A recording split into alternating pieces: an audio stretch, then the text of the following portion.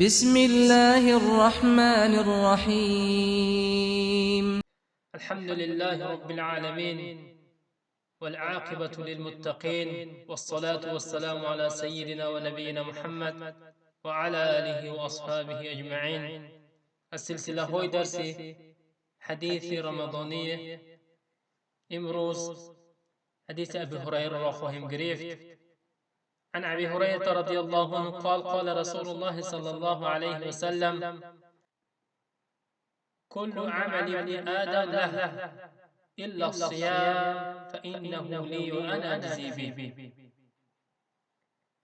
ابی هریره رضی الله عنه روایت کرده که پیامبر صلی الله علیه و سلم گفتند: خداوند فرموده است تمام عمل فرزند آدم، یعنی فرزند آدمیزاد، برای اوست مگر روزه برای من است و من پاداش آن را به او میدهم.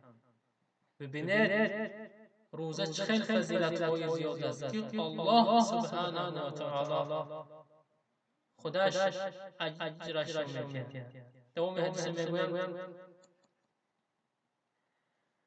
والصيام جنة وإذا كان يوم صوم أحدكم فلا يرفث ولا يصخب وإن صب أحد أو قاتله فليقل إني امرؤ صائم والذي نفسي محمد بيده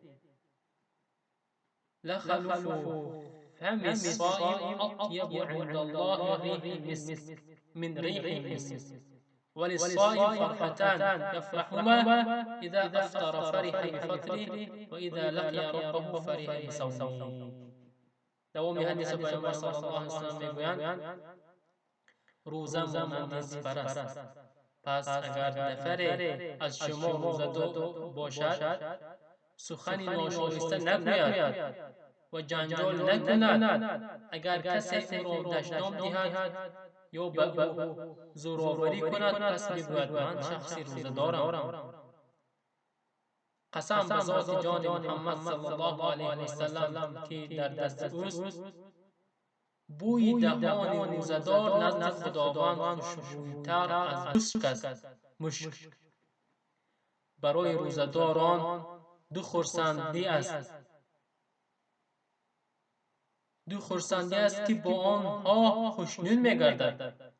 یکمش این وقت افطار کردن و دویمش وقت روز قیامت با پروردگارش روبرو شدن.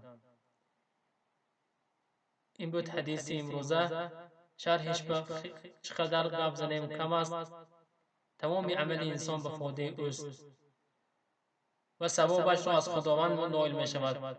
اما در این حدیث خداوند روزه را برای آن به خود نسبت داده است که انسان هنگام روزه گرفتن ریا و خودنمایی کرده نمیتواند، زیرا روزه داشتن سر بین بنده و خداوند است. به این خاطر خداوند گفته است روزه برای من است، یعنی هیچ کس در آن ریا کرده نمیتواند. بنابر پیامبر صلی الله علیه و سلم شخصی روزه‌دار را از سخنان فحش گفتن و انجام عملهای بد نهی میکنند. روزه سبب دوری مسلمان از دوزخ می شود. روزه‌دار باید کوشش نماید تا به کسی جنگ و جدال نکند و اگر کسی او را دشنام یا سخنی ناسزا گوید باید در جواب گوید که من روزه‌دار هستم. بوی دهان روزه‌دار در نزد خداوند از مشک بهتر است، یعنی ثواب زیاد دارد و خداوند از او خوشنود می شود. روزه‌دار دو خرسندی داشته است که یکی از آنها هنگام افطار نمیدن، زیرا طول نهار طول روز او منتظر گشادن دهانش بود. از انجام این عبادت خرسند می‌گردد. دویمش این با خداوند ملاقات نمودن. وقتی که وفات میکنه و روز قیامت میشود، وقتی که با دیدار با پروردگار میشود خرسند میشود.